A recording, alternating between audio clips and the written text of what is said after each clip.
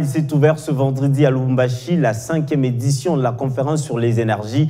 Les participants discutent sur l'amélioration de la desserte en électricité en RDC. Des assises qui vont tenter d'apporter des pistes et des solutions aux problèmes qui s'opposent avec acuité au pays et qui freinent le développement.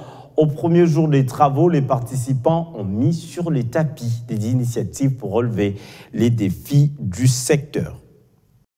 Longtemps laminé par un déficit criant et des infrastructures désuètes, le pari de booster le secteur de l'énergie en République démocratique du Congo est presque gagné. DRC Energy vient de relever ce défi de taille en organisant la 5e édition de la conférence sur l'énergie. Cette première journée, débutée avec FAST, a été marquée par une cérémonie d'ouverture où l'on a remarqué la présence de plusieurs personnalités du secteur public et privé, les membres du gouvernement, dont le ministre national de l'énergie qui a lancé les travaux de cette grande messe sur l'énergie.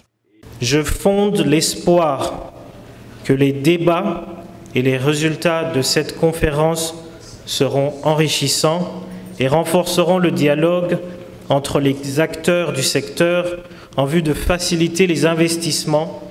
Ce dialogue se doit être permanent. C'est sur cette note d'espoir que je déclare ouverts les travaux de la 5e édition de la conférence sur l'énergie en République démocratique du Congo.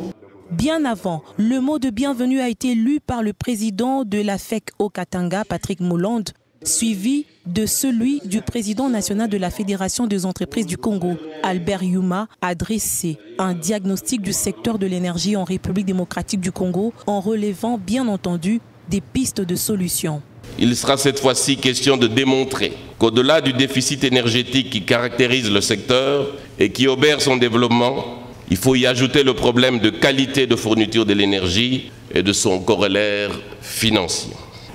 Notre objectif cette année, au cours de cette nouvelle édition, sera donc de témoigner, tant auprès des décideurs que des investisseurs, de l'urgence d'agir le plus tôt possible et dans le développement des nouvelles capacités et dans la fiabilisation de la qualité de la fourniture de l'électricité.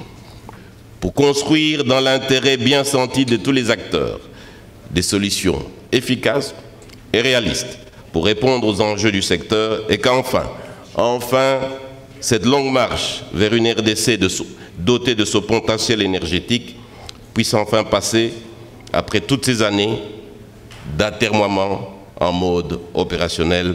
Pour le président de l'organisation de la 5e édition de la conférence sur l'énergie, l'intérêt manifesté par les participants à ces forums prouve à suffisance qu'il y a encore beaucoup à faire. Avoir l'affluence, c'est pour montrer que le problème est un problème très sérieux et comme le thème le dit, nous devons travailler tous ensemble, l'État, les privés ainsi que la société civile pour que nous puissions améliorer tous ensemble la desserte de l'énergie. Et c'est la démonstration que réellement que tout le monde voudrait que ça s'améliore. Le temps fort de cette rencontre, c'est aussi les discussions en panel.